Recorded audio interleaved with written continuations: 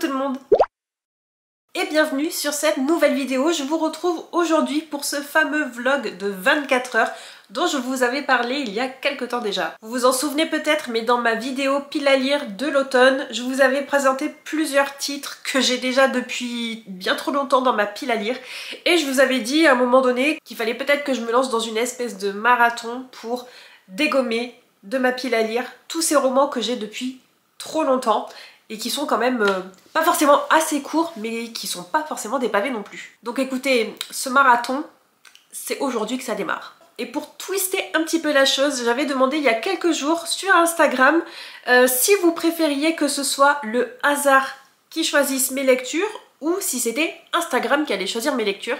Et en posant la question sur Insta, moi j'étais persuadée que Insta allait dire c'est moi qui choisis. Sauf que non, la majorité des personnes qui ont voté ont préféré que ce soit le hasard qui choisisse mes lectures. Vous avez été 71%. Alors, j'ai préparé ma petite roue de la fortune, ou pas, sur mon téléphone. Je vais vous présenter d'abord les titres, les 15 titres qui constituent cette sélection. Je vais juste vous les présenter rapidement, puis je vous ferai un détail des résumés quand les livres seront choisis, ou pas, par le hasard. Alors, en premier lieu, et avant que je l'oublie, il y a Automnal, qui est un album, une BD que j'ai emprunté à la médiathèque. C'est le seul emprunt médiathèque de cette sélection et je l'ai inclus parce que c'est le moment idéal de le lire en plein automne et à l'approche d'Halloween, puisque je vous filme ça, on est le 25 octobre aujourd'hui. Bref, un titre de circonstance. Oui, d'ailleurs je ne l'ai pas précisé, mais dans cette sélection il y a évidemment des titres qui traînent depuis trop longtemps dans ma pile à lire et que je veux lire en ce moment, en automne, à l'approche d'Halloween. Et figurez-vous que des titres qui cochent ces deux critères, il y en a quand même pas mal. Bref, on passe à la suite. Il y a évidemment Lune froide sur Babylone de Michael McDowell, que j'ai depuis un an. Le portrait de Dorian Gray d'Oscar Wilde, que j'ai depuis plusieurs années dans ma bibliothèque, on va pas se mentir. Et ça fait tellement longtemps que je le traîne que je l'ai même mis dans ma pile à lire ultime de 2025. Frankenstein de Mary Shelley, qui est ici dans une couverture en édition limitée, qui vient de sortir et qui est à 8 €. Je n'avais pas ce titre dans ma pile à lire officielle, physique, derrière moi dans ma bibliothèque, et c'est ma couleur préférée, donc j'ai pas pu m'empêcher de l'acheter.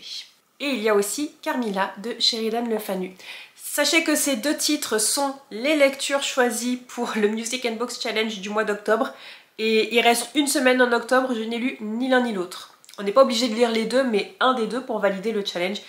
Et moi j'en ai lu aucun, alors qu'ils me font les deux envie. Donc ce serait vraiment formidable si ces deux-là, ou ne serait-ce que l'un des deux, soit tiré au sort dans cette vidéo.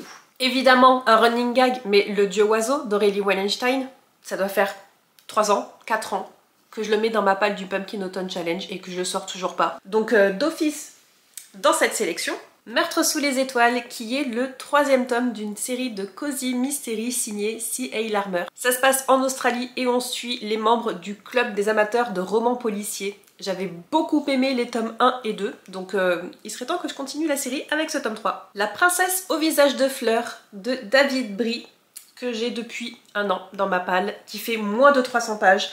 Et voilà, là aussi ça devient inadmissible. The Silent Companions de Laura Purcell, c'est le seul titre en VO que j'ai glissé dans cette sélection parce que je lis beaucoup plus lentement en anglais qu'en français. Et le but de cette vidéo étant de lire un maximum de livres en 24 heures.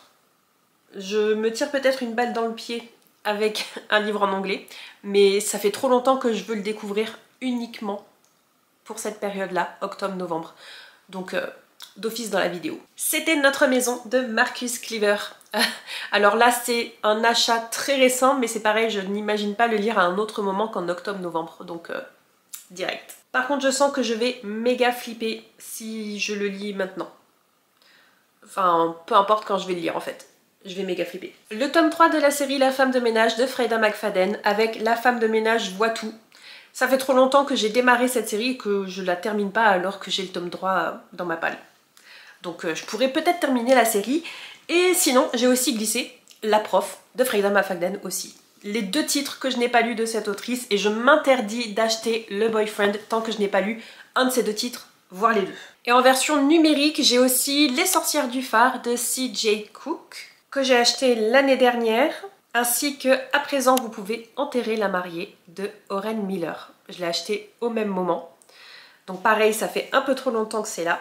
Et un achat récent numérique, toujours, c'est Les Radley de Matt Haig. Les Radley où on suit une famille de vampires. Donc c'est de circonstance aussi. Donc vous savez tout pour cette sélection aux petits oignons. Pour rappel, un vlog 24 heures de lecture, ça veut dire que je vais déclencher un chronomètre à chaque fois que je vais me mettre à lire et au bout de 24 heures de lecture, je m'arrêterai. C'est pas 24 heures, une journée et une nuit dans laquelle je ne vais pas dormir. C'est impossible. Moi, pas dormir, c'est impossible. Donc non, on va rester réaliste et on va rester surtout conscient de mon rythme de sommeil, qui est beaucoup trop important. Ne sacrifiez jamais votre sommeil. Bref, 24 heures de lecture avec un chrono, sachant que en dehors de ce chrono, je vais lire autre chose. Je viens de démarrer le tome 3 de Dungeon Crawler Carl en version audio, donc je vais pas m'empêcher de le continuer, mais je vais pas le compter dans cette vidéo. Et j'ai aussi démarré ma relecture du tome 2 des Chroniques de l'érable et du cerisier. Enfin, donc là c'est pareil, je vais pas le compter dans cette vidéo. Et il y a aussi de très fortes chances que d'ici avant la fin du tournage de cette vidéo, je démarre une nouvelle lecture commune avec Olivia de la chaîne Living Books. On s'est motivé il y a quelques jours pour sortir de notre palle L'Appel de Cthulhu de Lovecraft. Moi je l'ai en version, je l'ai laissé en bas, mais je me suis acheté très récemment la version illustrée par François Baranger, que j'adore. Et donc j'ai très envie de le lire, et j'ai très envie de le lire pour Halloween. Ce que j'ai proposé donc à Olivia, et elle m'a dit « T'as raison, c'est une bonne idée pour Halloween, et puis ça va nous motiver à sortir de notre palle. » Enfin moi j'ai pas besoin de motivation, hein, ça fait littéralement une semaine que je l'ai dans ma pile à lire, mais il va y passer. Bref, donc pour ces 3 titres là, sachez que je vais continuer mes lectures, mes découvertes, mais ce sera pas inclus dans cette vidéo. Trêve de blabla, il est temps de lancer la roue de la fortune, ou pas, et de voir ce qu'il en est pour la première lecture de ce vlog. C'est parti. J'ai un petit peu peur quand même, hein. J'espère que, quoi qu'il arrive, ce sera une lecture que j'apprécie. On croise les doigts. Alors, qu'est-ce que c'est? Ah! Trop cool! Trop cool! Ah! Très bien, je suis contente parce que ça fait un moment que je veux me motiver à le lire. Et je vous avoue que secrètement, je priais plus ou moins pour qu'il apparaisse dans cette vidéo. Donc c'est très bien. En numéro 1, je vais donc lire Les Sorcières du Phare de C.J. Cook que j'ai sur ma liseuse, sur ma Kobo. Je vais commencer ma lecture. Je vous retrouve quand j'aurai bien avancé dedans pour vous en faire un petit topo. Et on piochera ensemble la prochaine lecture une fois que j'aurai terminé Les Sorcières du Phare.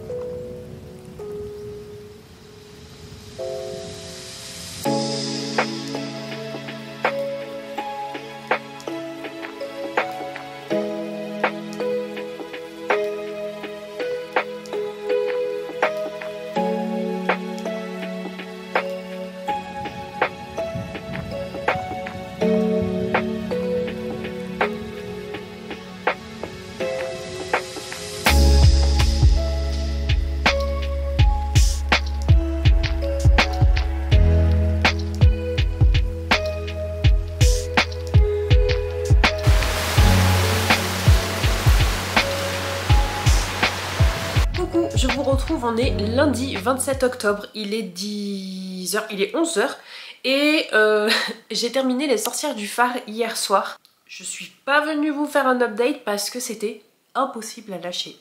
Je l'ai dévoré en 2 après-midi soirée et j'ai lu pendant 7h et 14 minutes. Je suis trop contente parce que c'était vraiment une lecture déjà que je traînais depuis un moment, mais surtout c'était une lecture de circonstance, une lecture de saison, et j'ai même pas fait exprès.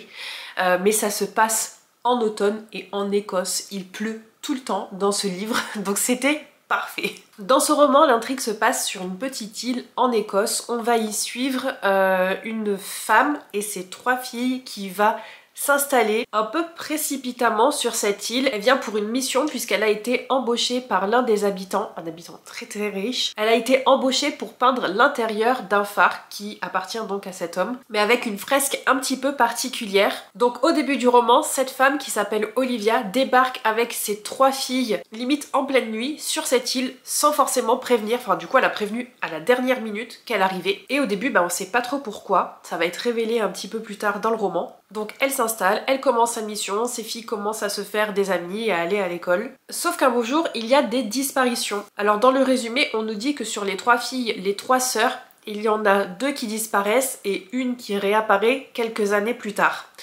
Sauf qu'elle réapparaît, elle a le même âge que quand elle a disparu et on sait pas trop ce qui s'est passé.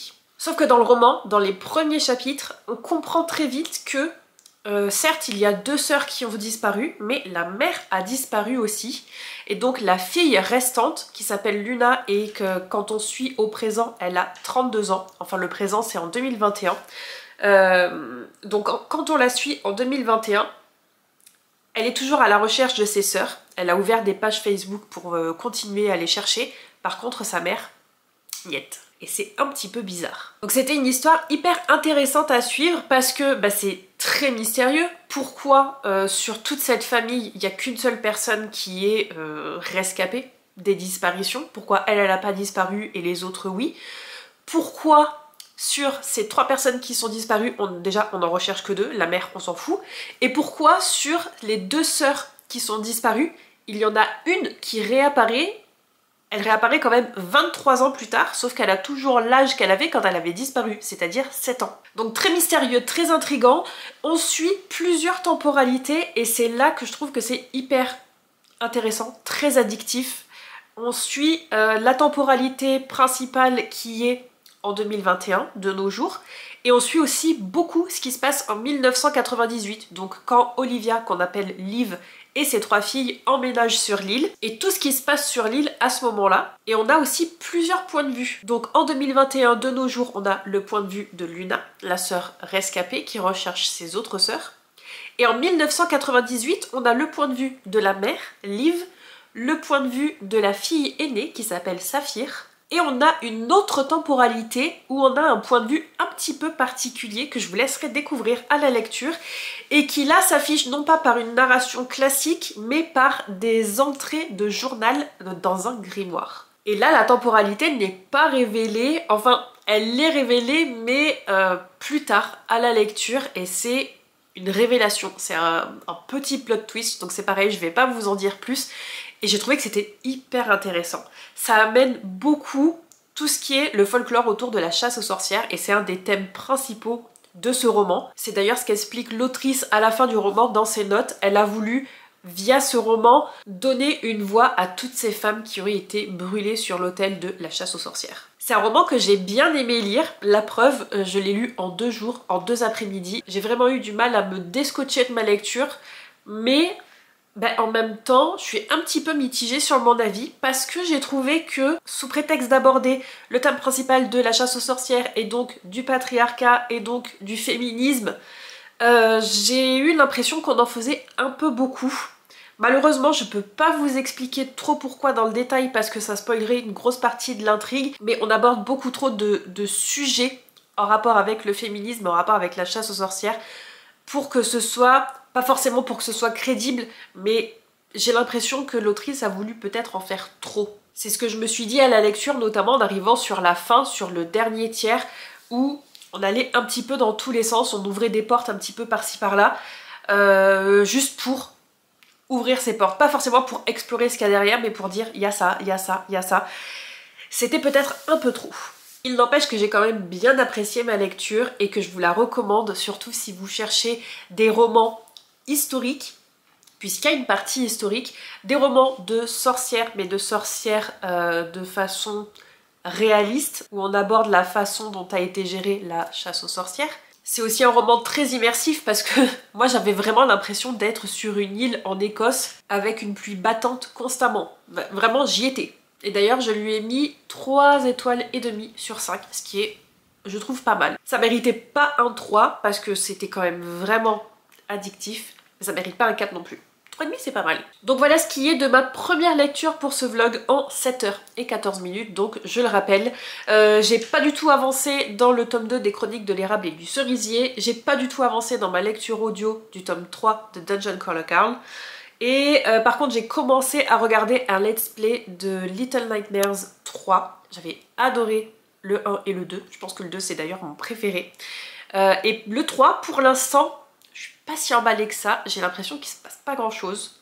Si vous connaissez pas Little Nightmares, c'est un jeu très mignon, très poétique et très horrifique. Ça fait peur, moi je me chie dessus, je vais vous l'avouer. Je ne joue pas à ce jeu, je le regarde dans let's play parce que c'est impossible pour moi de jouer, tellement ça me fait peur. Et c'est vraiment un jeu qui est basé sur l'environnement, sur tout ce qui se passe autour, de façon visuelle mais de façon auditive aussi, et il n'y a pas de dialogue, il n'y a pas d'histoire à proprement parler. Enfin il y en a une quand on arrive à la fin et qu'on comprend pourquoi on est passé dans tous ces schémas là et dans tous ces décors. Et surtout encore une fois, il n'y a pas de dialogue, il n'y a pas de dialogue écrit, il n'y a pas de dialogue à l'oral, c'est que des onomatopées et ça fait flipper. J'adore, c'est trop mignon mais ça fait flipper. Voilà, je suis en train de regarder le 3e volet, pour l'instant moyen.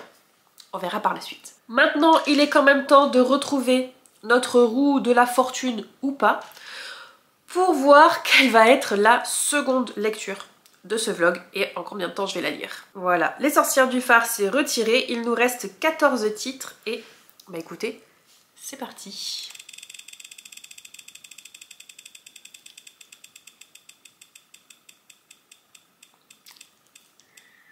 Je vois pas du tout, hein.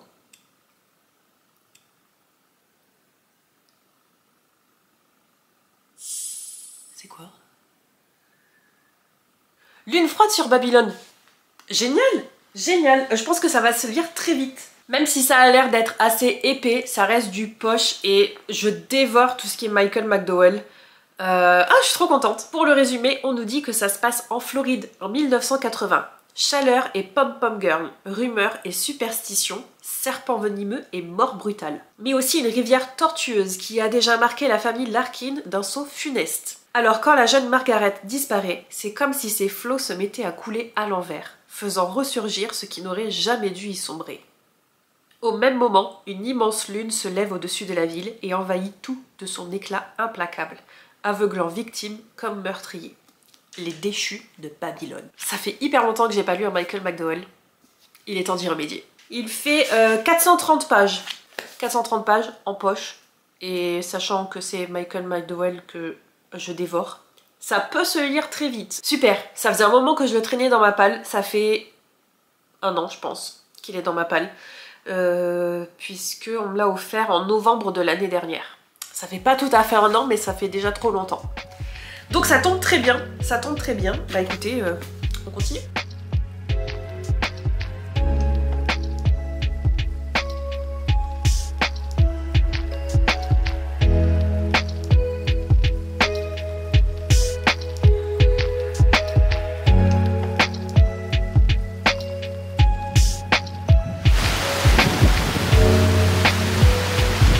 Ruby n'aime pas le vent.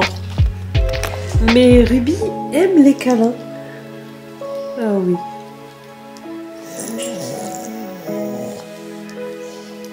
Quel cinéma alors.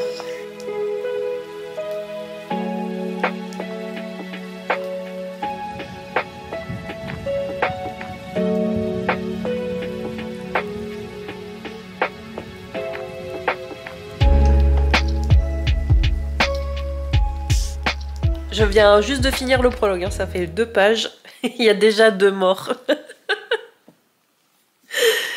Et en plus, je ris, hein, mais c'est des morts atroces, c'est atroce.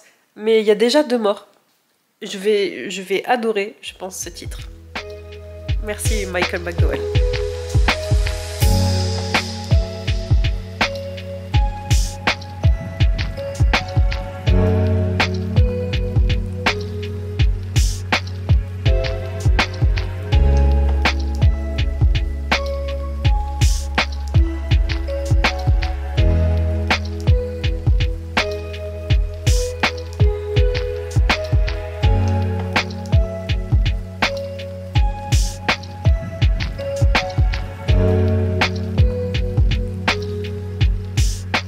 tout juste de tourner une vidéo et donc du coup je vais profiter que la caméra soit installée pour vous faire un petit retour sur Lune froide sur Babylone de Michael McDowell parce que je l'ai terminé tout à l'heure.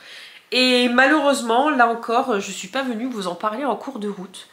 Vous l'entendez peut-être, je suis encore malade, je parle du nez. Et je suis assez fatiguée, je dors pas bien, je suis capoute en journée.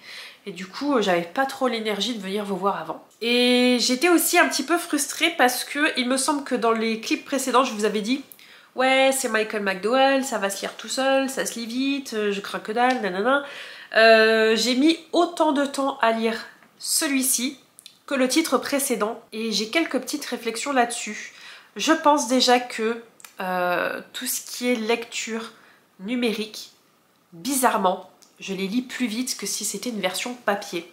Je pense que c'est parce que sur ma Kobo, les pages sont plus courtes, j'ai moins de mots sur une page et du coup j'ai plus tendance à vouloir savoir la suite et à enchaîner. Alors que là, ça reste normal pour un livre, c'est tout à fait normal, c'est absolument pas une critique du livre, mais du coup j'ai un petit peu plus de mal à avancer. Et en plus, comme je viens de vous le dire, je me sens fatiguée, j'ai pas d'énergie, je suis malade, j'en ai marre d'être malade, ça fait 3 semaines que je suis malade et je commence vraiment à saturer. Et du coup je pense que je le sens aussi dans mon rythme de lecture. Et en plus de ça, malheureusement, Lune froide sur Babylone, c'est le Michael McDowell que j'aime le moins. Et alors malheureusement, j'ai trouvé que dès le début, il y avait des longueurs. J'ai eu du mal à être intéressée à l'histoire. J'ai pas eu d'attachement aux personnages, qui sont toujours aussi caricaturaux que dans les autres titres de Michael McDowell, ce que j'apprécie énormément. Et écoutez, même les scènes où il y a des morts qui sont toujours aussi atroces, il y en a certaines où c'est long. C'est long à se mettre en place et j'avais du mal. J'avais du mal et je trouve ça vraiment dommage. Je saurais pas trop vous en dire plus malheureusement. Je crois que je suis vraiment fatiguée. Et ouais, malheureusement, ça n'a pas été une lecture extraordinaire. C'est loin d'être mauvais, hein. Il faut qu'on se mette d'accord quand même. C'est très loin d'être mauvais. J'ai mis 3,5 sur Babelio. Je pense que les autres avaient minimum 4 ou 4,5. Celui-là, ouais, ça reste le moins bon à ce jour de tout ce que j'ai lu de Michael McDowell. Ceci dit, on y retrouve les thèmes que Michael McDowell chérissait, à savoir une famille complètement barge, l'attrait du pouvoir, l'attrait de la richesse et tout ce qui en découle, une rivière maudite et une ville qui va en souffrir. Et aussi des morts brutales, forcément. D'ailleurs, c'est un roman idéal à lire aux alentours d'Halloween. C'était très très bien tombé. Il y a toujours cette pointe de surnaturel, de réalisme magique, non expliqué, qui plaît ou qui plaît pas. Moi ça me dérange absolument pas, mais j'ai trouvé que c'était quand même pas forcément moins plausible, parce que ça reste pas plausible, mais ouais, même au niveau du surnaturel, j'ai moins accroché à celui-là. Dommage, dommage, mais je suis contente quand même de l'avoir sorti de ma palle. Ça faisait trop longtemps qu'il traînait, ça faisait presque 1 an, et voilà. Ça y est, officiellement j'ai lu tous les Michael McDowell qui sont dans ma bibliothèque. Je vais pouvoir en acheter un autre, en espérant ne pas le laisser traîner pendant 1 an dans ma palle. Et quand je vous disais que j'ai mis autant de temps pour lire Lune froide sur Babylone que Les sorcières du phare, je plaisante vraiment pas, puisqu'à la fin de Lune froide sur Babylone, je suis arrivée à 14h35. Je sais pas si vous voyez ou s'il fait trop lumineux. Là, ça devrait être bon. Donc j'ai même mis un poil plus de temps sur celui-ci, puisque de mémoire, Les sorcières du phare, c'était 7h14. Donc là, j'ai même mis 7h21. J'ai mis quelques minutes de plus pour lire celui-ci. Ce qui en soi est pas déconnant, hein. Je sais que j'ai péniqué à plusieurs reprises, que j'ai lutté un peu pour arriver à la fin de mon chapitre parce que je m'endormais vu que j'étais trop fatiguée. Et il me reste encore 9h30 de lecture, 9h25 de lecture, donc écoutez, il est temps de relancer la roue. Je sais pas si je vais lire tout de suite la prochaine lecture qui sera piochée, parce qu'on est le 30 octobre, et ça m'agace parce que j'ai démarré Stoker et Dracula parce qu'il m'intéressait trop. J'ai toujours en cours mon tome 2 des chroniques de l'érable et du cerisier, j'ai à peine avancé. Et en plus de ça, aujourd'hui et demain, avec Olivia de chez Living Books, on va lire L'appel de Cthulhu. Et je sais qu'elle a déjà commencé parce que je viens de tourner une vidéo et pendant que je la tournais, je recevais ces messages sur Instagram comme quoi elle a déjà commencé et qu'elle est à telle page. Donc moi là, il faut vraiment que je démarre pour qu'on puisse en parler.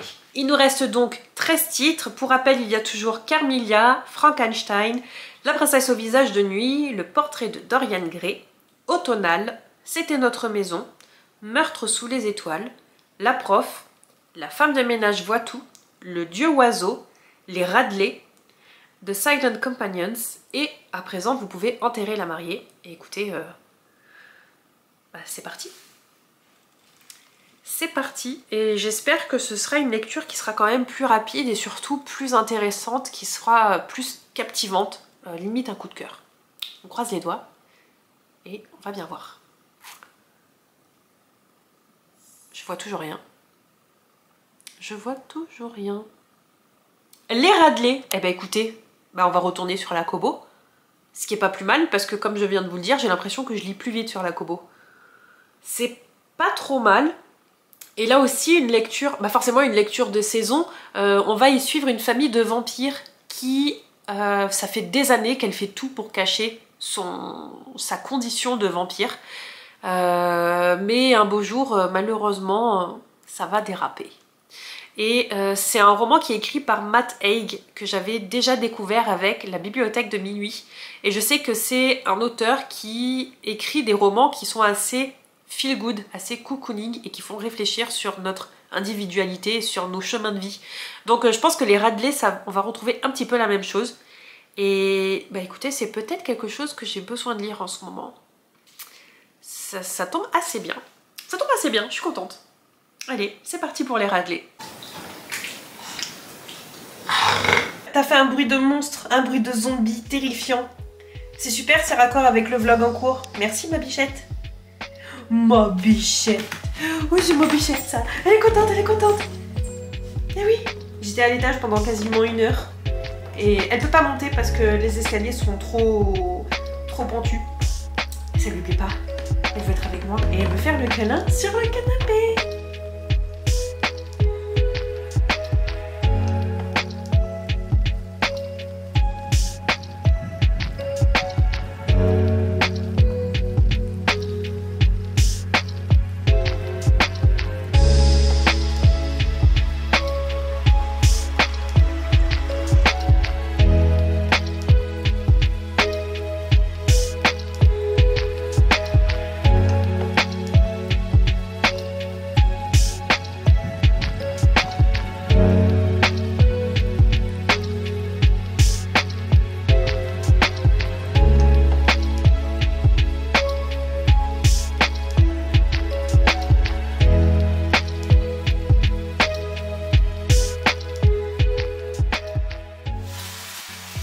Ruby chien de garde. Parce que... Ouais, chien de garde mais un peu peur quand même. Hein. Il y a un frelon à la fenêtre. Je sais pas si vous allez le voir.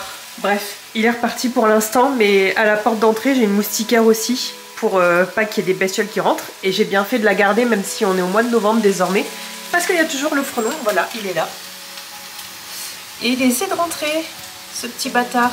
Et heureusement que Ruby en a eu peur et qu'elle n'a pas essayé de le choper. Parce que je vous raconte pas le flip si jamais elle bouffe un frelon. Je suis pas sûre qu'elle s'en sorte. Et on n'a pas envie d'essayer. N'est-ce pas Ruby? On n'a pas envie d'essayer ça, hein. Je sais, t'as envie de le défoncer.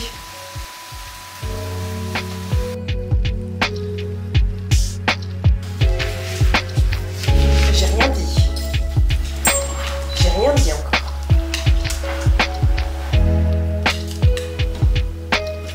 Mais...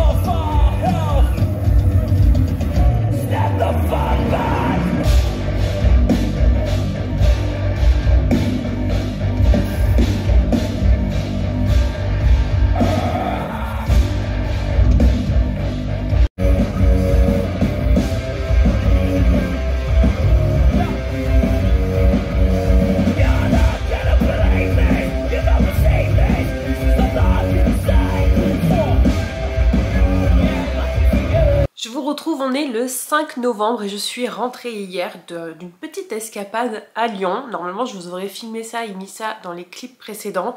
Je suis montée juste 24 heures parce que il y avait le concert d'Interchikari à Lyon et j'adore ce groupe. Pas très connu, je pense que je vous en parle, vous connaissez pas, mais moi j'adore. Ça fait 10 ans que je les suis et c'était la 3e fois que j'allais les voir en concert et sans surprise je me suis régalée. Même si j'avoue que le concert était très court, à 10h10, c'était terminé, on sortait de la salle et voilà. Je trouve que c'était un peu court, je suis un peu déçue parce qu'en plus il n'y a pas eu ma chanson préférée qui est passée, qui d'habitude il la joue et ça fait un carton, c'est genre, c'est le moment clé du concert. Et là elle n'a pas été jouée. Je suis un peu déçue, mais en même temps je suis contente parce que y a pas mal de chansons qu'ils n'avaient pas pu jouer sur la tournée précédente il y a 1 an et demi et qu'ils ont joué cette fois-ci. Donc voilà, bon. Il en faut un peu pour tout le monde aussi. Sinon, comme je suis restée que 24 heures sur Lyon, bah forcément j'ai pas pu profiter. Mais je suis contente parce que j'ai pu revoir une copine, c'est elle qui m'hébergeait d'ailleurs et avec qui je suis allée au concert. Donc c'était très cool, je suis très contente de l'avoir revue. Mais en même temps je suis déçue parce que bah j'ai pas pu voir d'autres personnes que je voulais voir qui vivent à Lyon aussi. C'est pas grave, ce n'est que partie remise. Ça fera une excuse supplémentaire pour retourner à Lyon d'ici peu. Et comme j'ai pris le train à l'aller et au retour, j'ai eu 2 heures à l'aller, 2 heures au retour, j'ai commencé ma lecture de Les Radley de Matt Haig et j'ai un petit peu continué hier soir, ce qui fait que je suis arrivée à 50%. Je suis à la moitié du roman. Si je ne me trompe pas, on est arrivé, j'ai pas mon téléphone avec moi, mais on est arrivé à 18 heures de lecture, à quelques minutes près. Et je crois que du coup ça fait un peu moins de 4 heures que je lis. Ça fait entre 3 et 4 heures que je lis en tous les cas. Et je suis arrivée donc à la moitié, donc je pense qu'il m'en reste tout autant pour arriver à la fin du roman. Ma Kobo me note qu'il me reste encore 4 heures de lecture, mais ça fait un moment qu'elle m'affiche 4 heures. Donc je pense que je vais pas tarder à passer aux 3 heures. Et écoutez, j'aime plutôt bien. C'est assez cocasse comme lecture parce que oui, on suit une famille de vampires, mais on comprend très rapidement au début du roman que donc la famille est composée du père, de la mère et de 2 enfants. Je pense qu'ils sont jumeaux parce que on nous dit qu'ils ont 17 ans et qu'ils sont au même niveau, au niveau de la classe, au niveau scolaire. Donc je pense qu'ils sont jumeaux, même si c'est pas dit explicitement. Et ces enfants qui s'appellent Clara et Rowan, donc la fille et le fils, ils savent pas qu'ils sont des vampires. Leurs parents leur cachent leur statut de vampire depuis toujours. Et alors c'est très drôle parce que le roman se découpe en plusieurs jours. Donc là je viens arriver à la journée du dimanche et on a commencé le roman avec la journée du vendredi. Vendredi, dernier jour de cours de la semaine. Et donc on découvre cette famille un peu bourgeoise qui vit dans un quartier assez huppé, qui a de l'argent et qui se comportent de façon plus ou moins normale, même s'ils ont un peu une réputation de gens bizarres. Forcément, puisque ce sont des vampires, même s'ils le disent pas, même s'ils le cachent. Ils se cachent quand même du soleil. Le fils fait une allergie au soleil, donc il se couvre d'écran total à longueur de journée. Ils ne boivent pas de sang. Ce sont des vampires abstinents, donc ils ne boivent pas de sang humain. Ils mangent quand même beaucoup de viande pour pallier à ça. Donc voilà, on a quand même des individus assez particuliers. Donc je vous disais, le fils qui est allergique entre guillemets au soleil, il croit qu'il a une allergie alors qu'en vérité forcément c'est un vampire. La fille quant à elle, et c'est par là que tout démarre, le vendredi, donc le jour où on la rencontre, où on la découvre, ça fait déjà quelques jours qu'elle a arrêté de manger de la viande et qu'elle est végétarienne. Et donc le vendredi quand on la rencontre, elle en est malade, elle arrête pas de vomir parce que forcément son corps refuse de manger autre chose que de la viande. Mais elle, par conviction, elle veut arrêter de manger de la viande parce qu'elle se dit c'est pas normal que les animaux m'évitent, c'est pas normal qu'ils aient tous peur quand je les approche. Moi je veux être une amie des animaux, j'adore les animaux et je veux que eux m'adorent en retour. Donc peut-être que si j'arrête de manger de la viande, ils seront ok avec moi. Forcément ça va pas se passer. Et ce fait de la jeune fille qui arrête de manger de la viande et qui du coup est malade toute la journée du vendredi, on va la suivre pendant les cours et tout ça, c'est ce qui déclenche l'intrigue de ce roman parce que je vais pas vous dire exactement pourquoi parce qu'il faut le découvrir à la lecture, mais ça va déclencher un événement qui fait que les parents vont être obligés de révéler à leurs enfants qu'ils sont des vampires. Et à partir de là, ça devient n'importe quoi. Il y a un oncle qu'on connaissait pas qui débarque et qui est genre le vampire en super puissance. C'est la débandade. Et donc là où j'en suis, au 50%, à la moitié du roman, on sent que ça va être encore plus le bazar. Mais on est dans cette optique où on voit l'accident arriver et on peut pas s'empêcher de regarder. Donc je sais que ça va être encore pire que ce que c'est là en ce moment. Ça va être un enchaînement de galères sans nom, mais j'ai trop hâte de voir ça. Je crois que c'est vraiment une lecture qui tombe à pic pour moi parce que ça reste une lecture légère entre guillemets. Je me prends pas la tête en le lisant, je souris parfois. Et voilà, c'est assez drôle. J'aime beaucoup les personnages parce qu'ils ont tous des caractéristiques un peu exagérées. Par exemple, Rowan, le fils, c'est un peu la caricature de l'ado torturé qui a pas d'amis, qui se fait harceler à l'école parce qu'il a un tempérament très doux, très calme, très réservé. S'il pouvait juste disparaître, il le ferait. Clara, quant à elle, c'est un peu l'intello de service qui a qu'une seule amie. L'exemple type de l'adolescente toute douce, toute mignonne et très intelligente, mais avec ce qui se met en place à cause d'elle, elle change totalement et là on va retrouver une ado qu'on a envie de claquer. Mais voilà, c'est hyper intéressant. La mère, elle est complètement hystérique et le père, c'est pas qu'il en a rien à foutre, mais il a ses propres problèmes que je vais pas vous dévoiler non plus parce que ça vaut le coup de les découvrir à la lecture. Bref, c'est le bazar. On est passé d'une famille modèle typique à une famille complètement explosée. Mais j'adore ma lecture. Donc voilà ce qu'il en est pour la troisième lecture de ce vlog. Je crois que je vous ai mis aussi un petit clip comme quoi il y avait un frelon qui avait pas forcément attaqué Ruby mais qui voulait absolument rentrer dans la maison. Figurez-vous qu'il a passé la nuit sur la fenêtre que je vous ai montré dans le clip. Et dans la matinée du lendemain, on s'en est occupé à coups d'insecticide. De toute façon, il était déjà bien attaqué, bien rétamé. Et voilà, on ne parle plus du frelon, il est mort. Plus de danger pour la Rubichou. Bon, sur ce, je vais continuer ma lecture des Radley. J'aimerais bien la terminer aujourd'hui. S'il me reste moins de 4 heures de lecture, franchement c'est jouable. Donc j'aimerais bien la terminer aujourd'hui et vous faire un dernier récap ou ce soir ou demain.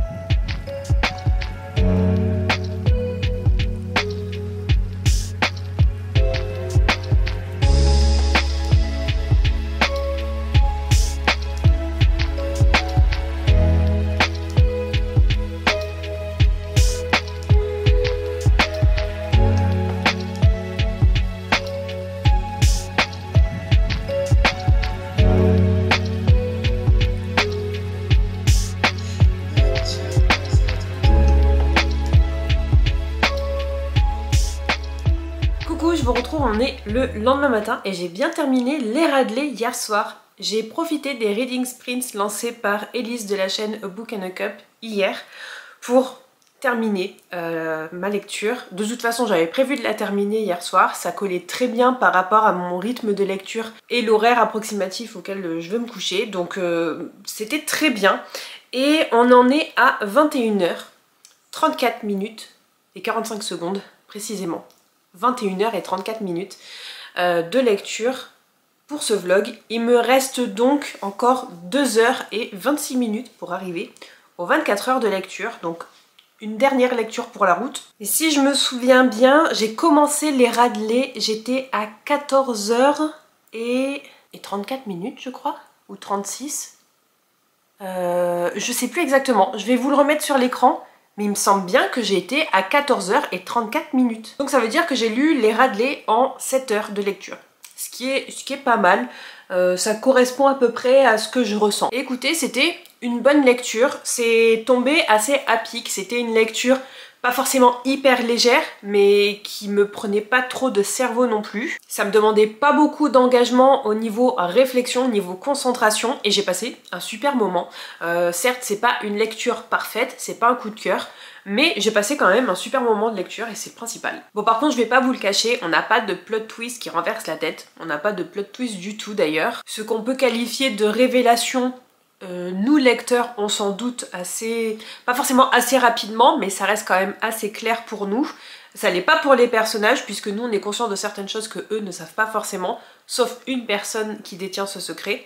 Mais voilà, ça reste une révélation sympa, mais qui renverse pas la tête. Donc forcément la fin, on s'en doute, on la voit venir, mais j'étais quand même contente que ça se termine comme ça. C'était plutôt sympa. Mais ce que je retiens le plus dans ce livre, c'est le côté world building, puisque je m'attendais pas à ça, mais il y a une vraie culture vampirique qui est proposée ici et qui donne pas mal de profondeur finalement au côté vampire de cette histoire. C'est pas juste on a des vampires qui vivent dans une banlieue aisée et qui galèrent avec leurs voisins. Non, il y a vraiment un côté culture du vampire, au niveau éducation, au niveau générationnel, au niveau de certaines personnes célèbres qui sont en réalité des vampires et qui constituent finalement, si vous voulez, un peu ce monde alternatif des vampires qui existent dans notre monde à nous. Et j'ai trouvé que c'était hyper sympa, assez rafraîchissant, assez pas forcément drôle dans le côté humour, mais très sympa à lire, très sympa à découvrir. C'est une lecture que je vous recommanderais, d'autant plus pour la saison de la peur.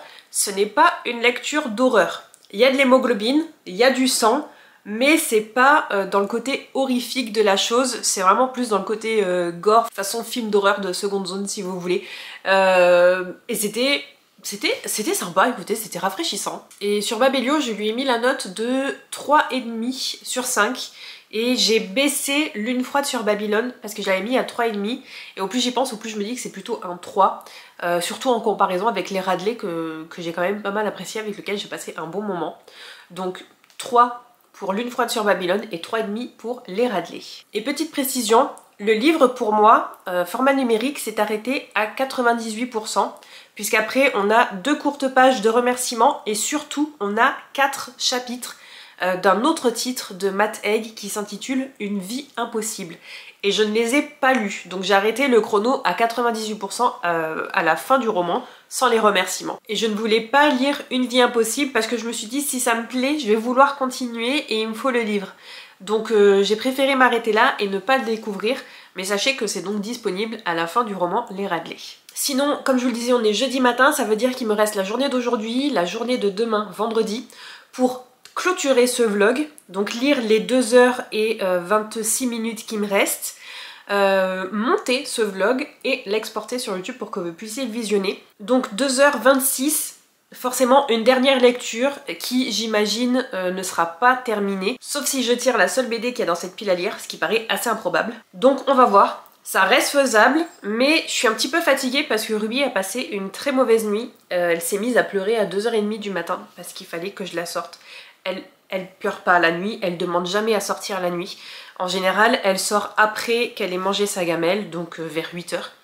Elle sort, elle va faire sa petite vie, elle revient, et après c'est coucouche panier jusqu'au lendemain matin. Et encore, moi quand je me lève, je lui ouvre la porte, elle veut pas sortir. Elle reste dans son lit et elle sort environ 1 heure après. Donc d'habitude, approximativement, de 20h le soir jusqu'à 8 voire 9h le lendemain matin, elle refuse de sortir.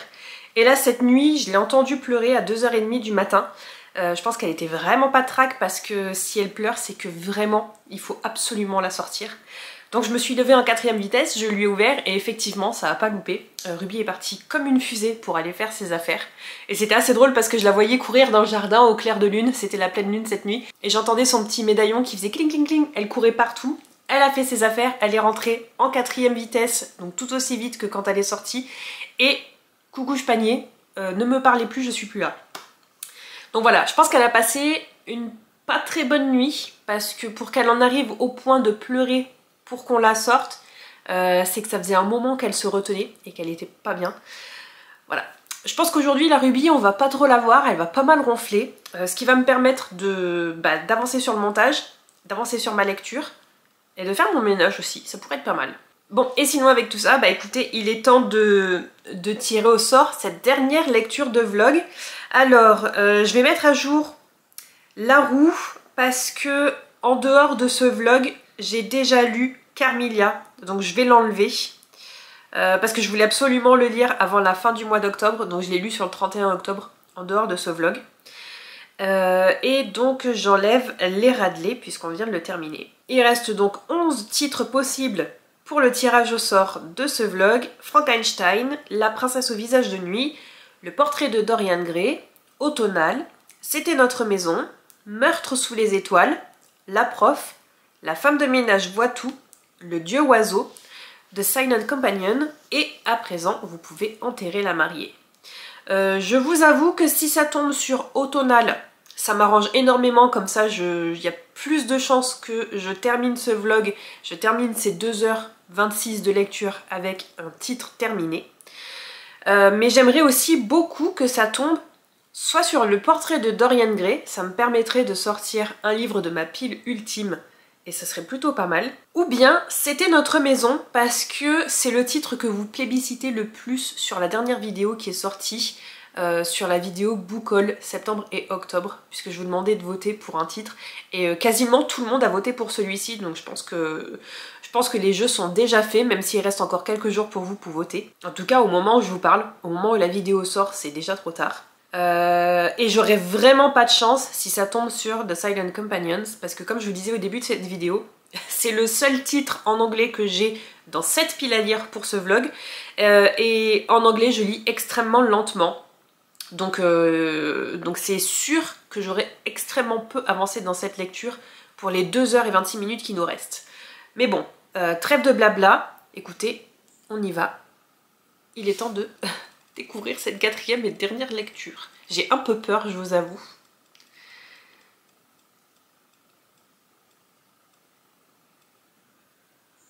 Alors déjà c'est sûr c'est pas Automnal, il y a trop de mots. C'est quoi? Ah génial! Le portrait de Dorian Gray. C'est génial. Merci la roue de la fortune, clairement. Merci. Parce que ça fait super longtemps que je veux le lire. Ça fait super longtemps aussi que je le mets dans plusieurs piles à lire, notamment de l'automne et du Pumpkin Autumn Challenge, et que je le sors pas. Donc cette année, je l'ai même carrément mis dans ma pile à lire ultime. Et écoutez, il est là. Ça m'étonnerait vraiment qu'en 2h35 je l'ai terminé, hein. Ça paraît extrêmement improbable. Allez, je vous dis à tout à l'heure, et je pense que je vais seulement vous retrouver une fois les 24 heures de lecture achevées.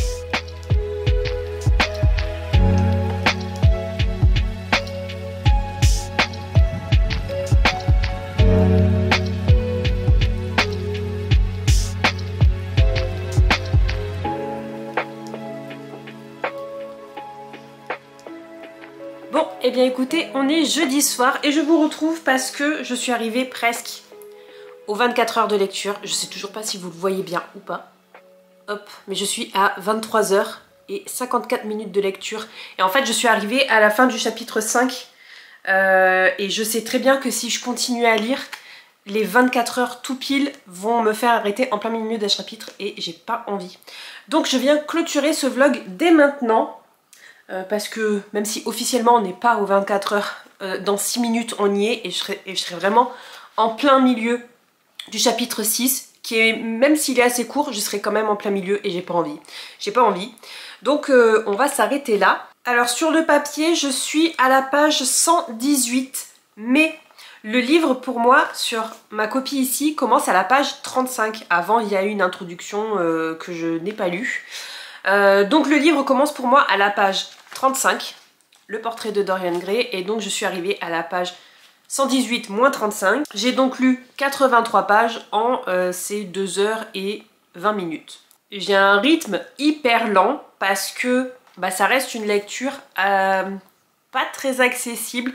On sent que ça a été écrit à la fin du 19e siècle, donc il y a ce style d'écriture qui est un petit peu ambitieux, un peu pompeux, et forcément je mets vachement plus de temps à lire, donc je suis sur un rythme de un peu moins de 40 pages de l'heure, ce qui est très lent. Mais je m'en fous. Je suis une lectrice lente, je le sais, et je suis ok avec ça. C'est pas grave. Et de toute façon, si ça avait été un autre genre de titre, mettons une fantaisie d'un auteur que j'adore, je sais très bien que j'aurais lu plus vite. Ou une romance, j'aurais lu plus vite. Et je sais que mon rythme de lecture dépend aussi beaucoup du genre littéraire. Et ça ne me pose pas de soucis, je suis ok avec ça. Donc j'ai lu 83 pages et il m'en reste 194 à lire avant de le terminer. Donc j'en ai encore pour un moment. Et écoutez, figurez-vous que pour le moment, ben, je prends pas forcément de plaisir avec cette lecture. Je suis un peu déçue, donc à voir après comment ça se passe pour la suite. Mais pour le moment, ça traîne. C'est long.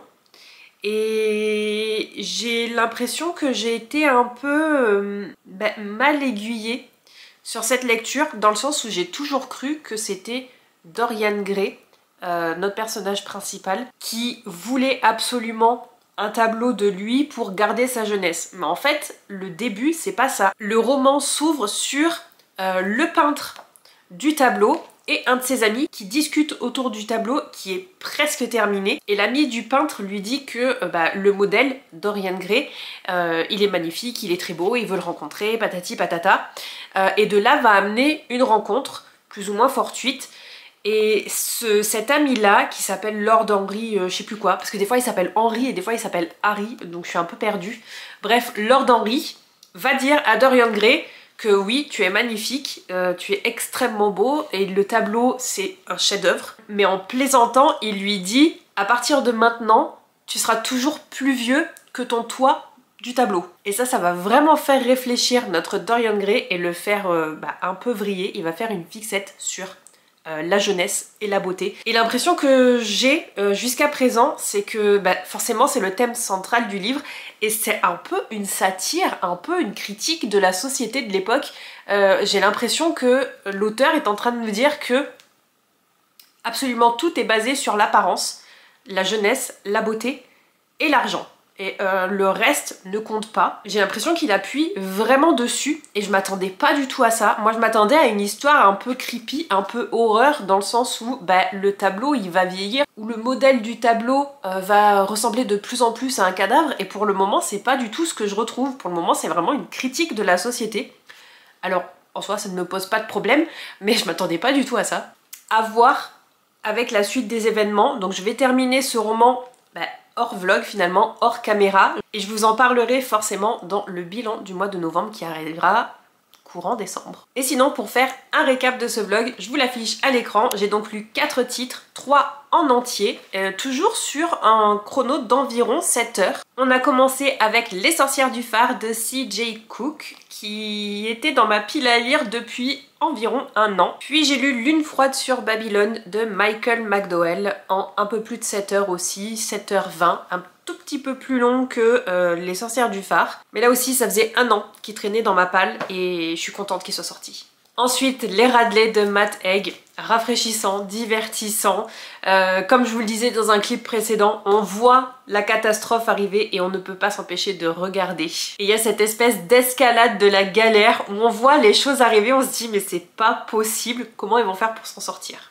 Et enfin, évidemment, le portrait de Dorian Gray dont je viens de vous parler. J'ai lu environ un tiers et donc forcément je ne peux pas vous donner mon avis final. Mais là aussi, encore une fois, un roman qui traînait depuis beaucoup trop longtemps dans ma palle, un roman qui me faisait les yeux doux depuis très longtemps, un classique de la littérature que je voulais absolument découvrir parce que j'en ai juste marre de ne pas savoir de quoi ça parle, de ne pas avoir la ref comme on dit. Et voilà, je suis contente de enfin pouvoir le découvrir, même si jusqu'à présent c'est pas forcément une partie de plaisir. Mais je vais continuer ma lecture. J'ai envie d'aller jusqu'à la fin, même si en cours de lecture je me dis que c'est absolument terrible et que ça me plaît pas. Je pense que j'irai jusqu'à la fin, il n'y aura pas d'abandon parce que je suis trop curieuse. Ce qui nous amène à la fin de cette vidéo. Donc comme d'habitude, n'hésitez pas à me dire dans les commentaires si vous avez lu l'un de ces livres et ce que vous en avez pensé. Et si vous voulez y aller avec un emoji, eh bien cette semaine on va partir sur l'emoji pile de livres. N'oubliez pas non plus de vous abonner à la chaîne si c'est pas déjà fait et nous on se retrouve la semaine prochaine évidemment pour une nouvelle vidéo. Je vous dis bye bye!